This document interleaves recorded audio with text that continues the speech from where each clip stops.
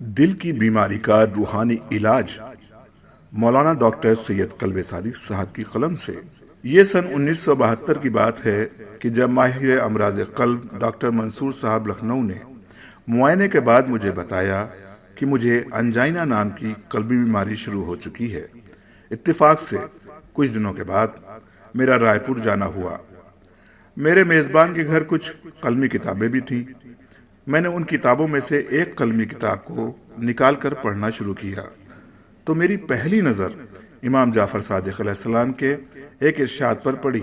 مولا نے فرمایا کہ ایک زمانہ ایسا آئے گا جب قلبی بیماریوں میں اموات سب سے زیادہ ہوں گے، اور پھر اپنے دور کے مشکل کشا نے یہ بھی فرمایا کہ اگر میرے شیعہ اس خطرناک مرض کے حملے سے محفوظ رہنا چاہتے ہیں تو وہ صلوات بر محمد و آل محمد کے ساتھ اپنے سینے پر اپنا ہاتھ رکھ کر صبح و شام یہ دعا پڑھا کریں: بسم اللہ الرحمن الرحیم، یا حی یا قیوم یا لا الہ الا انت اسألوک ان تحیی قلبی۔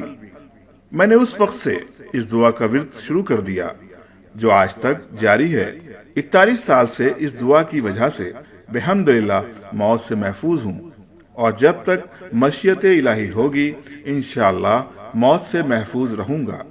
اس ورد کا طریقہ یہ ہے کہ روزانہ صبح و شام سینے پر داہنا ہاتھ رکھ کر اول و آخر 3 مرتبہ صلوات پڑھ کر اس دعا کو پڑھیں۔ رب کریم اس دعا کو پابندی سے پڑھنے والوں کو اس موذی مرض کے نقصانات سے محفوظ رکھے گا۔ آمین یا رب العالمین۔